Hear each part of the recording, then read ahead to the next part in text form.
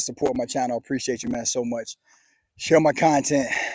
The channel's growing a lot faster than I thought. Obviously, what I'm talking about is resonating with a lot of you brothers, and I'm blessed and I'm grateful for you guys and the females that support the channel. Listen, I want to talk to something that's heavy on my heart right now. I want to call it the Village of Kings. Listen, I worked in supply chain logistics since 1997. All right, I've been in all types of environments. I've dealt with all types of men. I lived on the Canadian border, in the oil field, in the Bakken, in North Dakota for 5 years.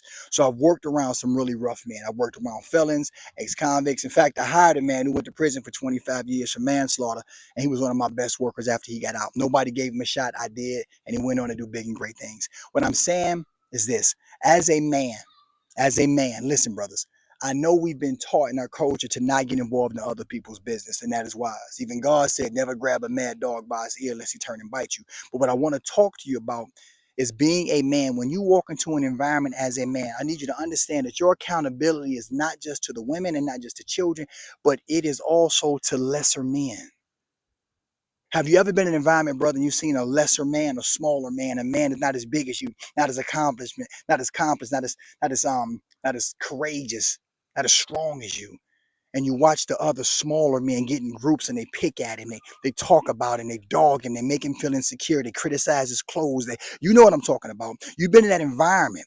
You know you the lion, but you're watching the hyenas attack another lion that may not be as strong as you. And let me address two responses most men say. It ain't my business. It is your business.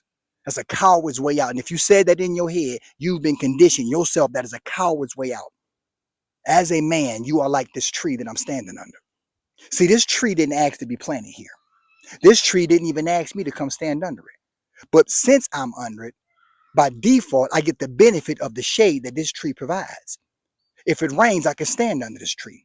If someone comes firing a weapon, I can stand behind this tree.